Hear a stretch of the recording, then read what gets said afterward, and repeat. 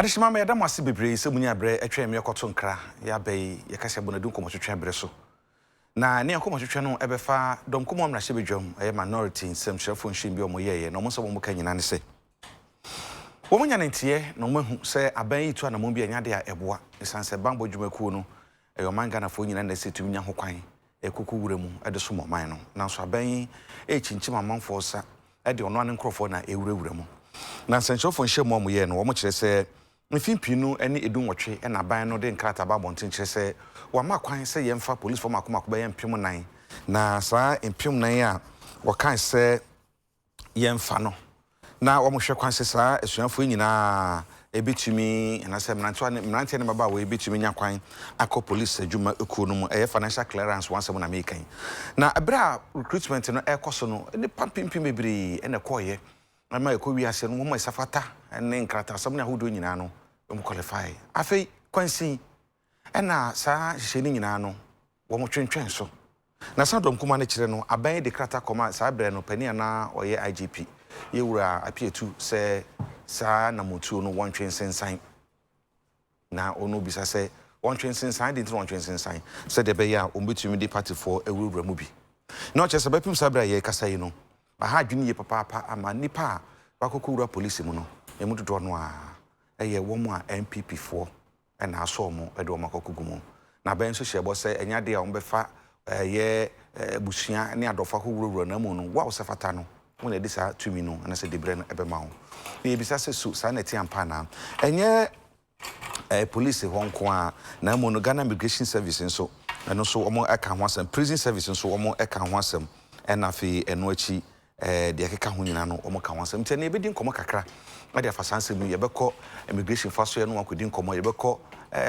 prisons for house no akodi nkomo na police for nso ne mo akodi nkomo na fi parties how do mi no ndc ne MPP nso ye no makasa afasanse mu na asem ba bonten no na oniyanfo Ambrose Derry no so na woyesoafo a wo hwe amanwe ho sam so da tudwa chirem se sansam a donkuma ne kan nyina no nokure bia enim mesansanya de aban na tu sa na mo a etisa enti nyina so ben na donkuma no ewo na se omu nyina so bi a abosremka wo de firi hi na so omu nyina so nso de a adenti na aban no tu mi tu na mo etisa wo bra aban nim se de oye no enya de a ebo akra enti enne Dela Adam ekasa de ma endi sama yoku no owo menchen na wa ha sanso ena ukọ MPP ama yoku no nso a Ewra Queen Jennifer wono nso awo menchen wa ha menu wo mu ne bidi nkomo edafa enne anadwi yenkomo twetwe ho mama kwaba njozaja so no pa mitia meneji akraba mama yo ne akwaba ye roba akwanso de de me ye ne rain jacket bebre me da se bebre dela sorry rain jacket ai se so beto into any long boot any boot so to anu ahye no wa furu na de abeju bi abokode akabochi oba wo de rain coat san eno ko so abai to ma yibi ene yede nso to a e come din a was rain coat say de bako afu ne ya ja wada ne de ho na de be fi me ko na bi ebo aka ya hwe dala munya na so pa ne se o sase mo amokan if I say immigration prisons police mini abema me da se bebre obi amenchia ahwefo na menchia Francis Oben ewo Time constituency ene Wahab awokumase ofa asem nyina ne sen etise ene se obi be wura police service immigration customs our akwenya ofaso they say procedure and recruitment requirement say nipa ne di mfie du nwotwe enye se ne mfie no epa 25 25 so 18 between 18 and 25 years na nanse yo ho ne hu ne se ye frefre mrantie ne mabawa a nkwala bako 274 ababa pie ewo barracks a omo se wo mo ye recruitment ye wie ngbala nkwala ne wie no ye de omo call baby so omo kwakoye medical screening na eyarwa it's a completely laughable experience because NC normally say ye be recruitment ye be publish the names of people them publish the advertisement na police for na fam ranch ne maba wa no omo screening omo say omo ye 20,000 e call ya 10,000 or 5,000 or 3,000 or woman do woman you never fat through screening. No matter select nipa omu fi say or you qualified to enter the police service. It's say na omu we are. And omu de san kwala go through physical screening. No mu go physical screening we are and san na oma koye de friend health screening. Mina be ma de ye kutesi ayi no. Emrantie ne mmaba no a MPP efa wo no.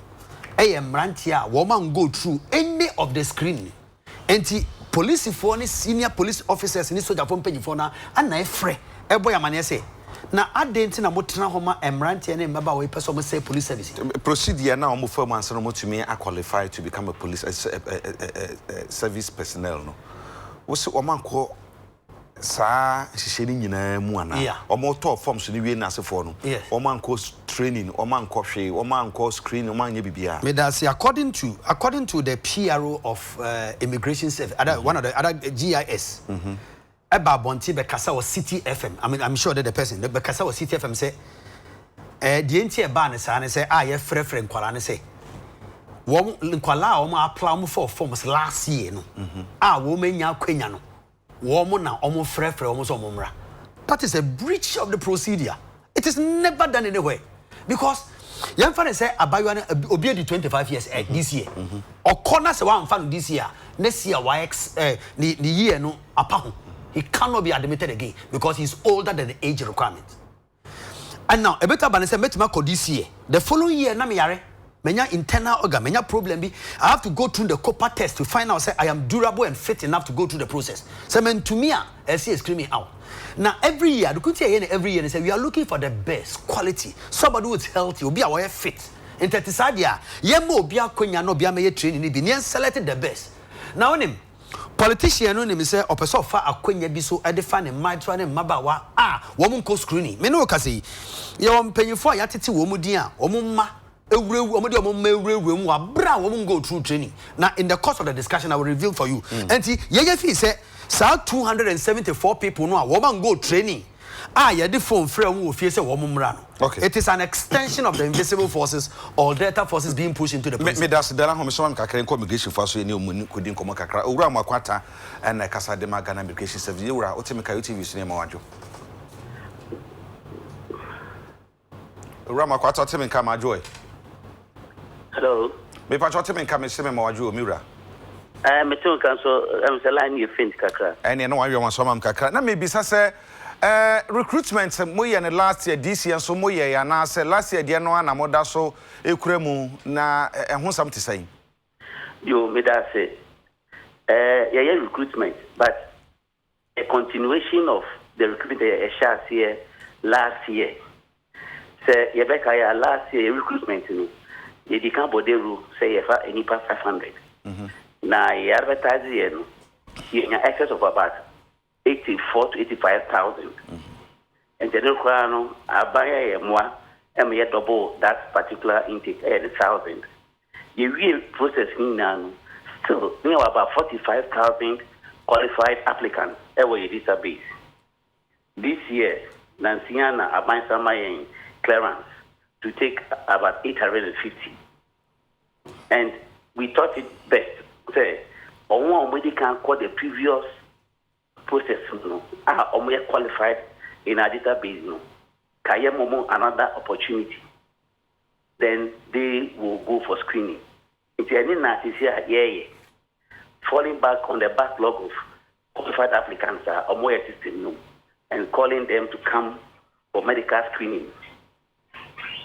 Owura makwata ma mimisa yenim sa de ne ye na afi bia ya advertise em ye fe depa fitititi na bepim na ye kasa yi enti sesi amosi afi o mo etwa mu afi etwa mu no de nipa qualify ye no ebinom na mo fa yi next year ebinom nya 18 years mfie mienu abesi ko afi etwa mu ntino afi ebewura mu no na so mo 20 years enti within the range of qualifications so between qualify they alcohol. And next year so make say nipa mo fa mo anya kwan 2 years ago no mo still no wo mo bracket no mo mo to me qualify no mo be san frɛ wo mo ana say no de mo be jai na ma yefoforo kra you me that say it will depend. They see a process I shall see by the time I be win, the list will become exhaustive. The next year, Nyango Poncha, there are vacancies to recruit. They do management to determine that if we still have backlog or we should do fresh recruitment. Say, Bianca, your backlog is about 10 or 20 people. We can ignore the number, insignificant. But with 45,000, it is a very big number that you just can't throw away. Say, on one, some metal forms and go through the process again. One shot, we better say, be a pool, I don't take it. Okay. But after this current process, now the list is exhausted. Fine. Next year, if there's clearance to recruiter, then maybe we can look at it. What's the 45,000 and Tino Modossum, and Untina Mosai, a Casa more advertising for Emma a fee. 45,000, no, 850 per annum of a meaning say about 44,000 be as our baby are still now no more unqualified. And Tina no yende. Oh, there you this year on my free. One, it be age actual. Two, it be over when you're my oil. And I'm going to say, when we are done, they will know whether we still have large numbers within our database or not. Because when you say you are not being fair to one more and can feel your margin say, almost obey to me, accommodation, you make kunumu. Oh, and if you're okay, study master, many papa. It's answered Jamaica. Okay, let me give you an example. Say 850, and I yes, I bought the rule. Say, Ghana baby are qualified by the requirements. Brabeto form. Now you know about another 100,000. Now 45,000 nearly okay. That's 145,000, and we are looking for 850. That one will be a bit unfair, especially to those who are already in the system. The time make us say age in America and fear don't know nipa nyano to nipa for say be onye fear do no ma fee no person immigration. Nipa be empemo ha e be nipa be empemo aduonu ana mo ye madwen say mo 25 years but to me qualify say mo betumi immigration. Na afio ama mo ho kwan a na what deny say nipa ni nyina mo deny say nipa ni nyina ho kwan say o betumi akoso mo man no obebi on person won so ntina bi say saafo no na you be fair to those people. Well, respectfully, I don't think so. We are not being fair to them because already it's like the first to cross the line. 45,000 any kind across the line. I am qualified. I am more. And if there should be any opportunity, it should come to them first because they have already applied and by our standards have gone through. So I think it will be very fair that we should give these particular people the chance to let them get recruited.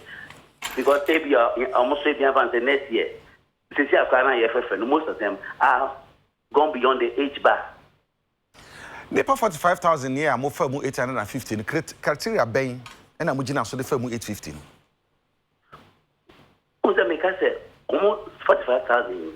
They went through the processes, buying the e-voucher, applying online, coming for body selection, document checks, and now already this point.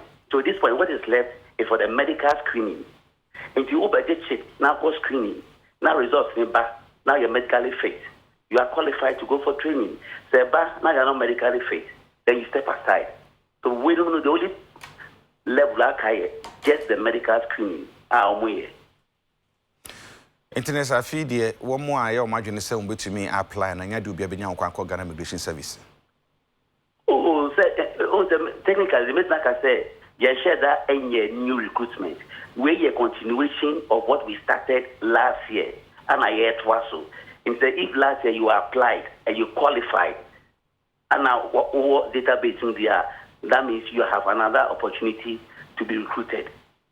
Urama kwata nan kam say di nkomo kwa chire pa sense binum sa fibi ya na mo fanipa and that's not the norm nim na me say mo so masesam kakra ye hwe kwan say ye bedi nkomo chire ya bere ni ti ye de obesia na fe ya chire ya san aba onchen bia da o se bebre so nya bere na na Urama kwata ye customer for the Ghana Immigration Service dala wetie ni some kan ye ya 45,000 no one imagine say fi omo bi apply into database ni pe wo mu no ma be yi bia firi mu no mo de wo ma kokko wura mu me da wase bebre se amakwata ba ye obeka no Mr. Amakwata ba ya obeka no kre no The credit say, Wajia to me say ampa.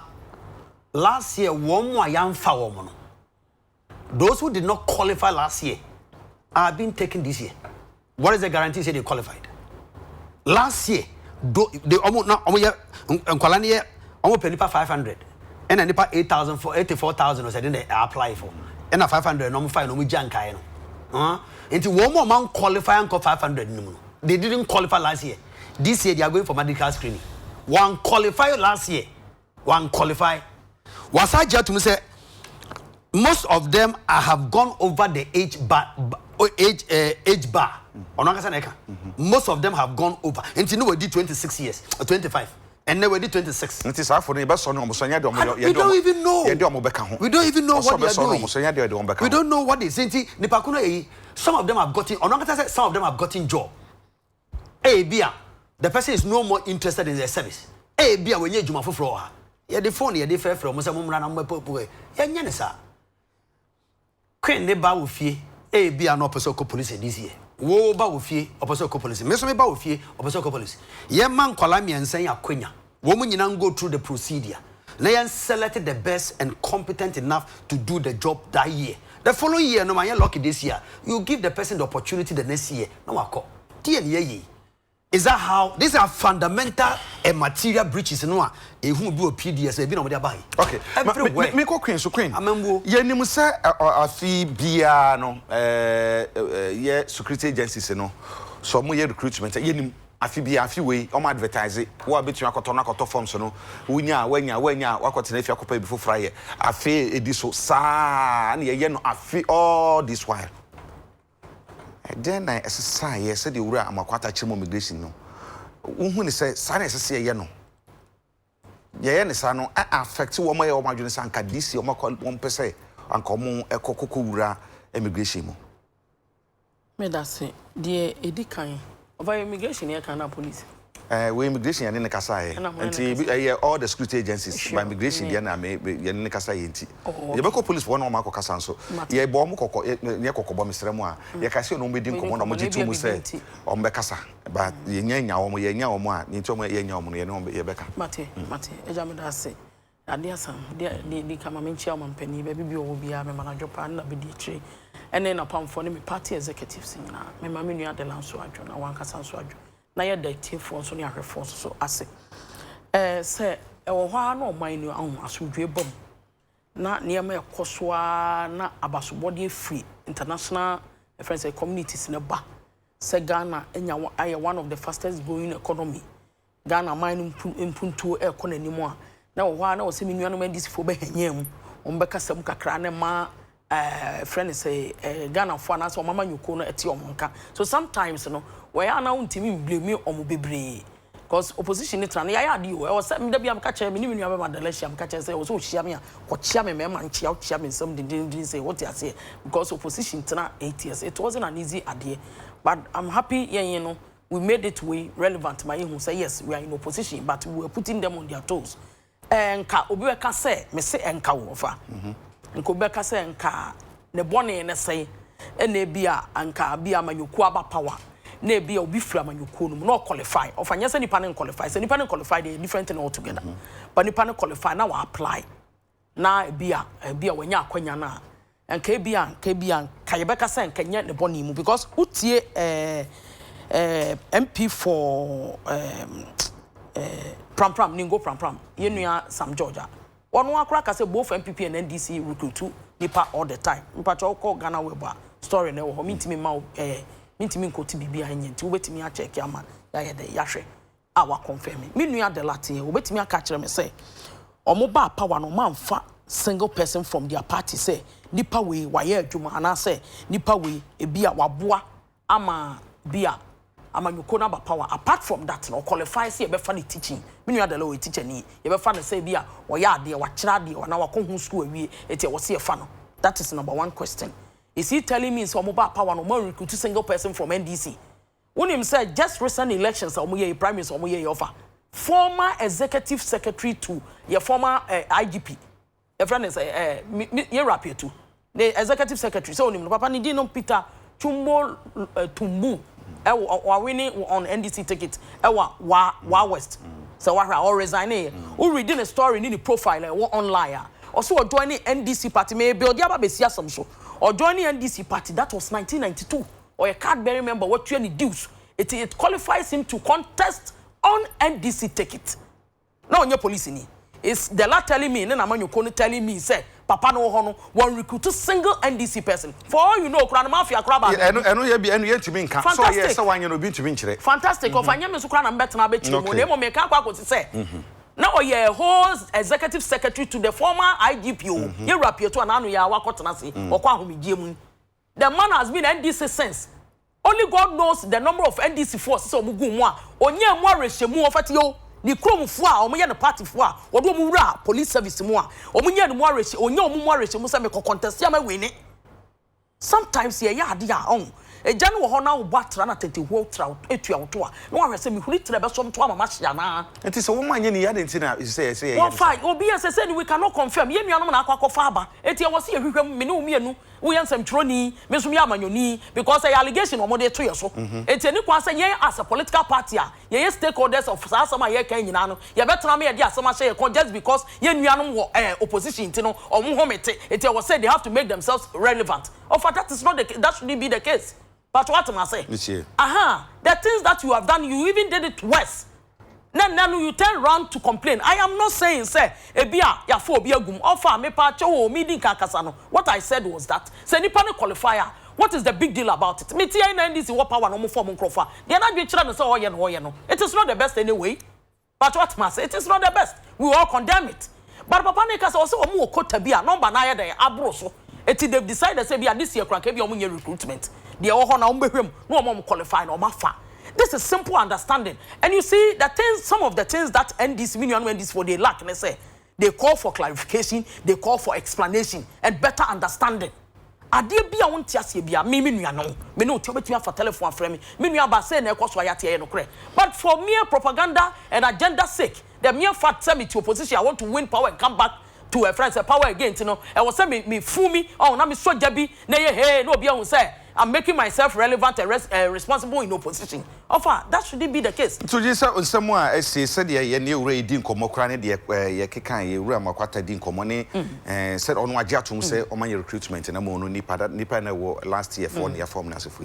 Wo gidi say ni yiye mu no esan say me can say me so obi nya 25 years addition corporate accommodation anka ye makwan and can be a client come to me, I could apply and can be between Yahuano. I not be unfair to those people, maybe Sano.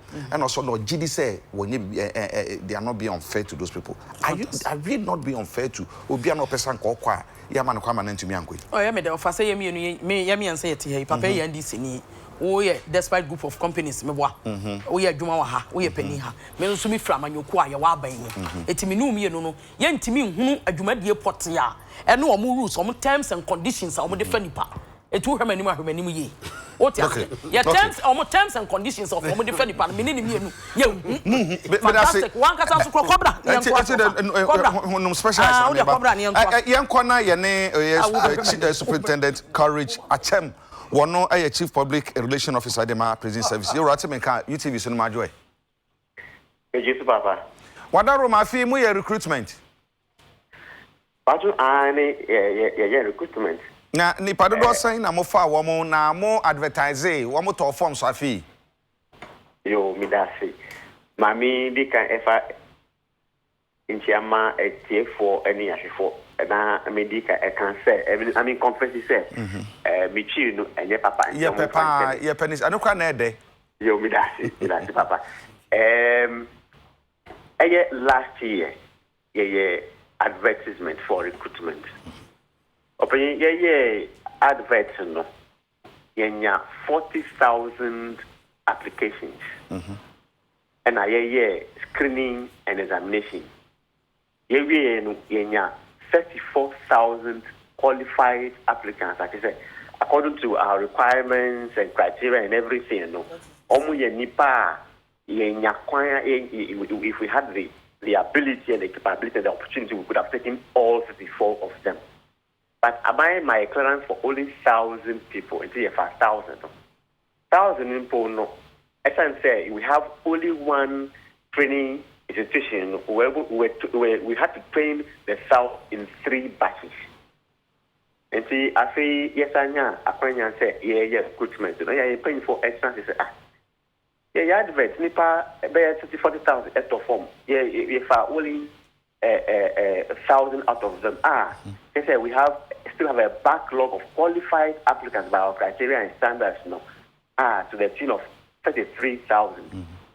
Do we need to sell forms again? All these folks may, if some of them are still interested, they have to buy forms all over again. And see, very important now, so say, okay, the Bayer try to be different this year.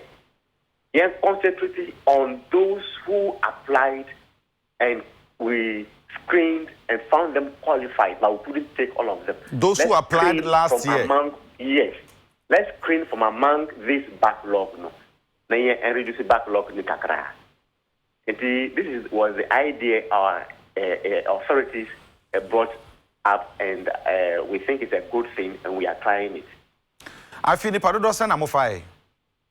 I don't say. I feel the Padodosan Amofafi. I think we have an opportunity to take 1,500. 1,500. It is a free more. Now you sound backlog of 31,500. By 30,000 still It's 30,000 year wo so no afia be wuram no sa na mo be ye no ye be backlog wa kokopem say wo nyina be firi anse ne afafo fra na. Open say onim say bibi o ha wo ye a e bia wonya experience be free mu experience na wonya fam no the experience can tell you say yen ti say man say yen say yen say this is the first time yen pen for say oh let's concentrate on the backlog and see if they are depending on whatever experience they will gain out of this, it may inform what decision they will make next year. As to whether to concentrate again on the backlog or do fresh recruitment altogether. And it will depend on whatever happens out of this system we are trying to put to a test. Chief, nipa dodos nipa mo fa mu o kwan ben so na mutumi 1,500 no edifiri 33,000 mu. Yo medical kind no me say we can say yeah screening examination we have 34,000 qualified out of the 40,000 applications this is only 6,000 people are totally almost fairly and the 34,000 almost qualified. I say we could have taken all of them. It is out of these that we are now doing screening. But not all of them will be available for now, and not all of them will still qualify by our standards. Not all of them will fit enough to go through our systems. And see, the year screening is meaning we will see say either we still have a substantial number as a backlog, or we have not been able to clear out the backlog. And the part 33,000 and woman in our for screening and we are doing it. So examination. See, we have the order of merit, and see, we are inviting them according to the order of merit. And see, ABR, if you are the first person on our list, but maybe you were you qualified by age, for instance, last year, but by this year you don't qualify for this age, we'll jump you. So we'll do it by order of merit. Na ya kan nipa anka omo ye omadwene se wo mo so anka omo apply this year a wo mo anya kwan ankwan kogura mu no ha adwene kakra wo ho and no can me no nya adwene but the fact is we cannot be fair to everybody. Yes, we feel say omo ato form omo qualify yes omo qualify but yeah, they need capacity and ability all of them. And the boss forms went through all the screening, running up and down, all that, but they couldn't get opportunity. And say, are we being fair to them too? Let's look at both sides. Yes, some of the telephone a friend for so momra. I know correct.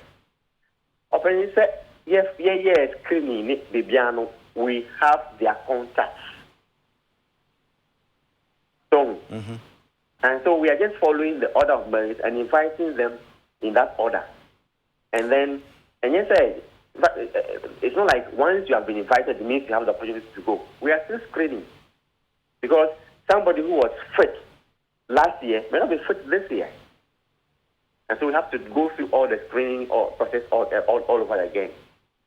It's not granted. Okay. Nipa 1,500 and I'm out of the 33,000. Inti bisa say sa nipa 1,500 you know bisa question be say anu ye na anya ma shada anti ni papa say nipa no more from based on merit, right? Say bia age and then yamati sa. Nipa do say na wo mo ho.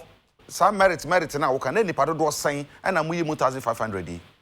Oh, 33,000. As I said earlier, we had 34,000 qualified applicants, but we took 1,000 out of the 34. So, which means on our paper, we have 33 applicants who qualified to be admitted, but we couldn't take all of them. So, it's out of these that we are now doing the screens to take the 1,500.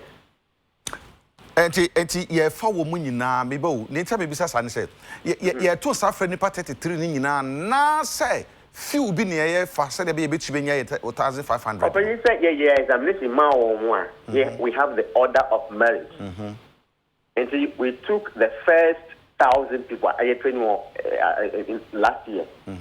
In that order of merit invite you. Okay. Because they took part in examination last year, in all the activities last year, and they qualified.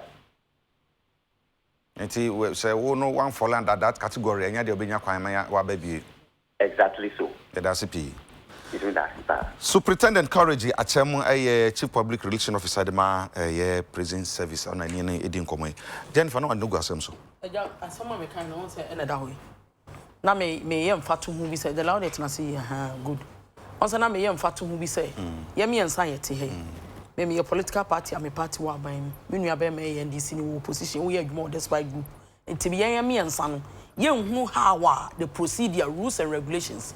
And ne how a friend say, "Kwany omo faswa, omo your recruitment and as omo your money." We can only understand them by be a action and as a calling for clarification. But what am I saying? Say I'm threatened your free ya watching ya. And can say ya propaganda ni agenda sananke de nemu. Do be a and some way ya no. Who you may not be comfortable with it. I will not even talk about that because someone can say they have their standard. Now a friend say, na anka papa ba ye nanka me hwese ke bo ba be ka say entesa. So asomne tesa say pa ne pa say ye fa nipa omo ye MPP fo me pa to fa. Eja me bisa say MPP fo a omo ka no. Ye omo Kosovo ana. Omo Pakistan. Me bisa say menye manum tie obi ada me de ani die ma pa ani dwuma dia ye di. You see, when they talk like that, they are not being fair to the political party that is MPP, New Patriotic Party. They are not being fair to us. There are things that between the party, no, any political party but power. Of course, anybody benefit, and I not just be particular with my party. You don't qualify for something, you will not be given such position. And I say, that's one day I can beat my chest and tell you. It is a nyama bina NDC for Tiasia. The best thing they can do is that some of us we are friends. They can call for clarification as I go better. It's uji this near Wamukeno just in the first place a propaganda. Two, it is a scheme for them they will make themselves relevant and responsible in opposition. That's the best thing they want to do because they only do that of a demand based rock. They only do that just because IMF about MPP abaso and near my cassia be na radiada roma even though sadani kuni NDC for no no ye near my cassia be na e yom fe wan ya bibia mo akro oktia ye nya mo no kro dala utie Jennifer and some more Kenya na some sheda ni nyina so bia wo de ekoso yi mo kana keke just say the be am for better more town many abe me da se bebre I say Jennifer on say recruitment that's it. In some I don't see the relevance of what he's saying.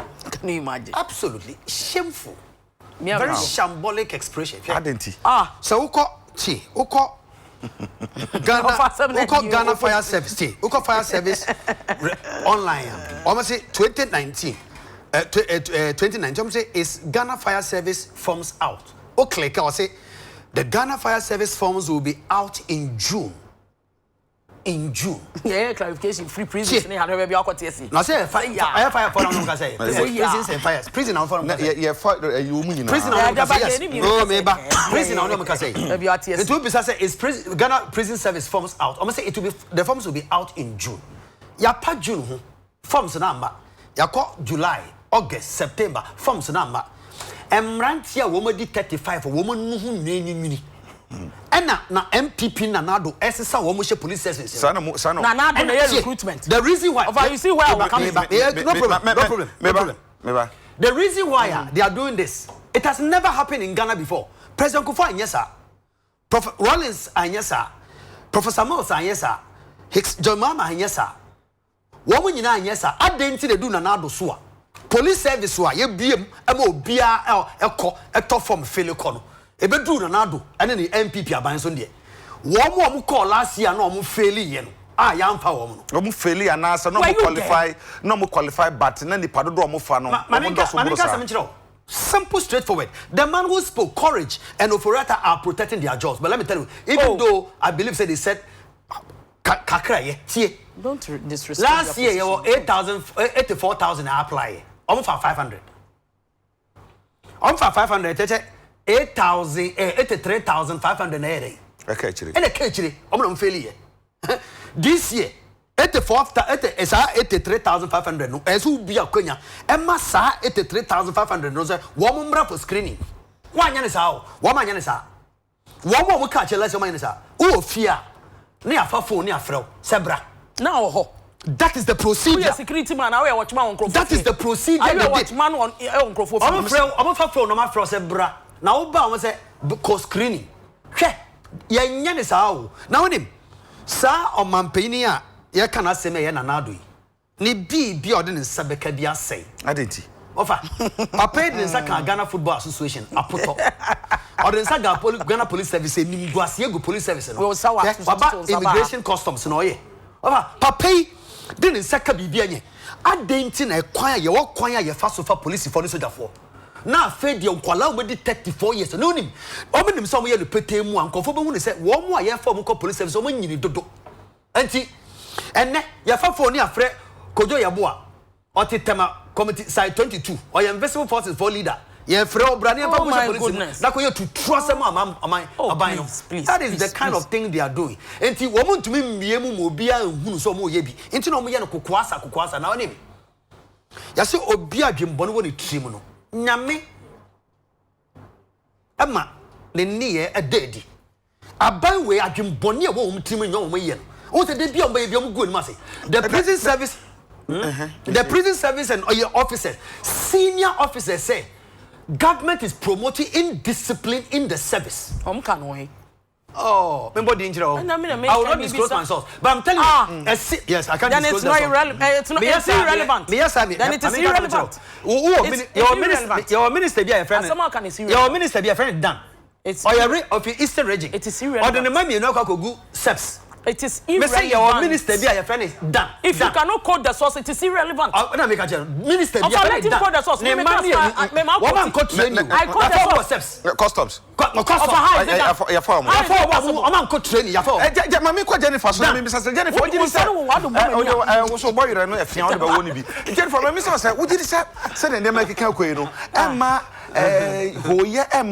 Security agencies.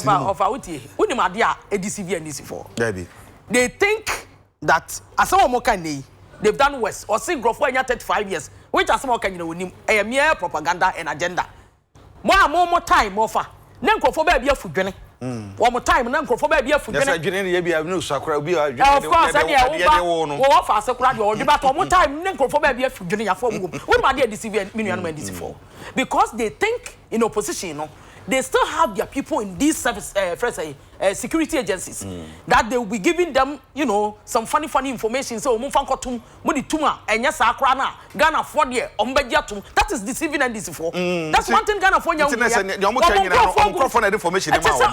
know what to me on the Nova. Wow, sack up manager, the letter madam was a sanso and